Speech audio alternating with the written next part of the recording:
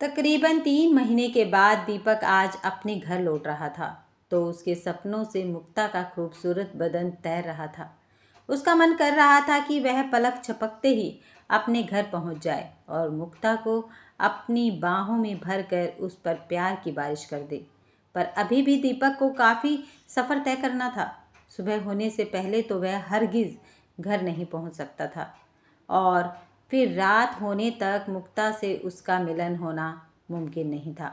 उस्ताद, पेट में चूहे कूद रहे हैं। बाबा का ढाबा पर ट्रक रोकना, ज़रा पहले पेट पूजा हो जाए। किस बात की जल्दी है? अब तो घर चल ही रहे हैं, ट्रक के क्लीनर सुनील ने कहा। फिर मुस्कुरा कर जुमला कसा, भाभी की बहुत याद आ रही है क्या? मैंने तुमसे बहुत बार कहा कि बाहर रहकर कहाँ तक मन मारोगे। बहुत सी ऐसी जगह हैं जहाँ जाकर तन मन की भड़ास निकाली जा सकती है। पर तुम तो वाकई भाभी के दीवाने हो। दीपक को पता था कि सुनील हर शहर में ऐसी जगह ढूंढ लेता है जहाँ देह धंधे वालियाँ रहती हैं। वहाँ जाकर उसे अपने तन की भूख मिटाने की आदत सी पड़ गई है। अक्सर वह सड़क छाप सेक्स के माहिरों की तलाश में ही रहता है। शायद ऐसी औरतों ने उसे कोई बीमारी दे दी है।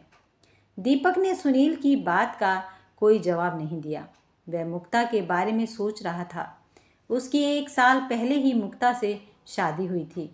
वह पढ़ी लिखी और सलीकेदार औरत थी। उसका कसा बदन बेहद खूबसूरत था।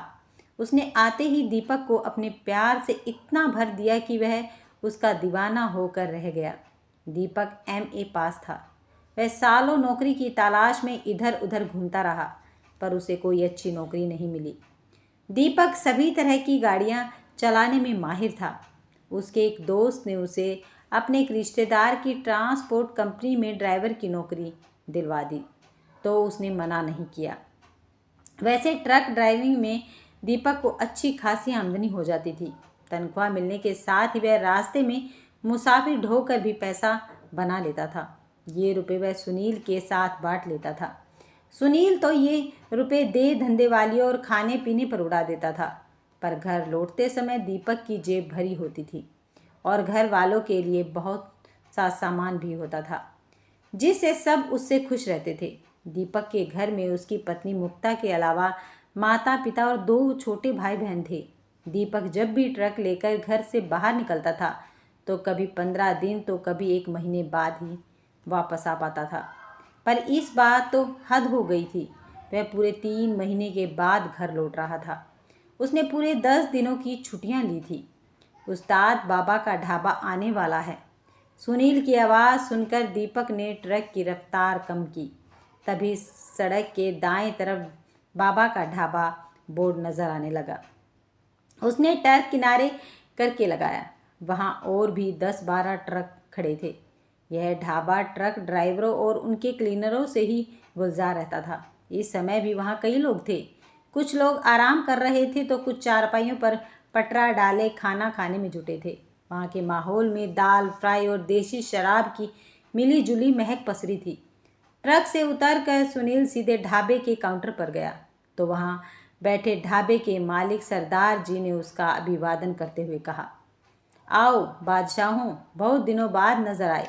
सुनील ने कहा, हाँ पाजी, इस बार तो मालिकों ने हमारी जान ही निकाल ली। न जाने कितने चक्कर असम के लगवा दिए।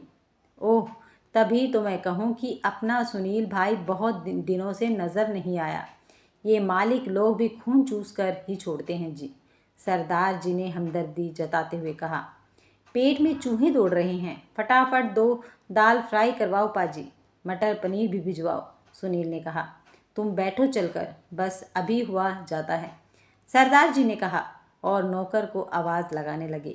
2 गिलास, 1 कोल्ड ड्रिंक और 1 नींबू लेकर जब तक सुनील खाने का ऑर्डर देकर दूसरे ड्राइवरों और क्लीनरों से दुआ सलाम करता हुआ दीपक के पास पहुंचा, तब तक वह एक खाली पड़ी चारपाई पर पसर गया था। उसे हल्का बुखार था। क्या हुआ उस्ताद, सो गई क्या?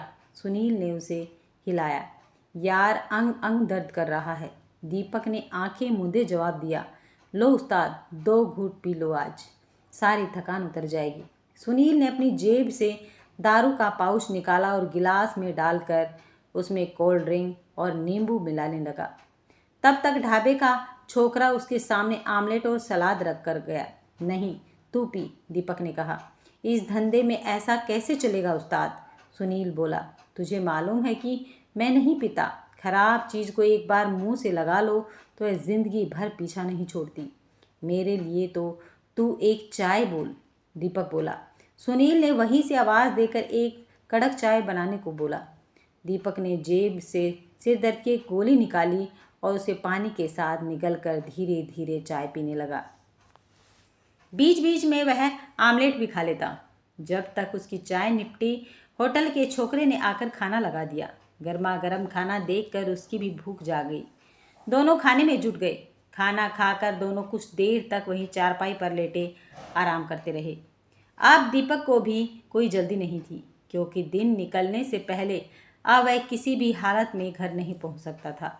1 घंटे बाद जब वह चलने के लिए तैयार हुआ तो थोड़ी राहत महसूस कर रहा था। कानपुर पहुंचकर दीपक ने ट्रक ट्रांसपोर्ट पर खड़ा किया और मालिक से रुपए और छुट्टी लेकर घर पहुंचा।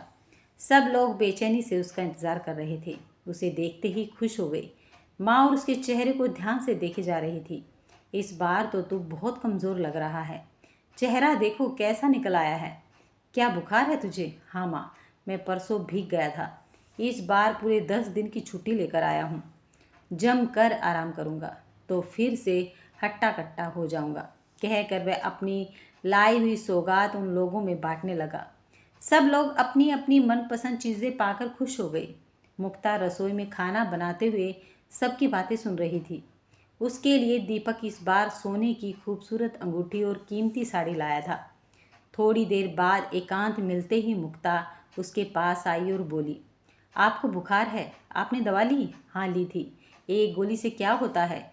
आपको किसी अच्छे डॉक्टर को दिखाकर दवा ले लेनी चाहिए। अरे डॉक्टर को क्या दिखाना है? बताया ना कि परसों भीग गया था, इसलिए बुखार आ गया है। फिर भी लापरवाही करने से क्या फ़ायदा? आजकल वैसे भी डेंगू बहुत फैला हुआ है। मैं डॉक्टर मदन को घर पर ही बुला कर लाती हूँ। दीपक ना नुकर करने लगा, पर मुक्ता नहीं मानी। वह डॉक्टर मदन को बुला कर लाई। वे उनके फैमिली डॉक्टर थे और उनका क्लिनिक पास में ही था।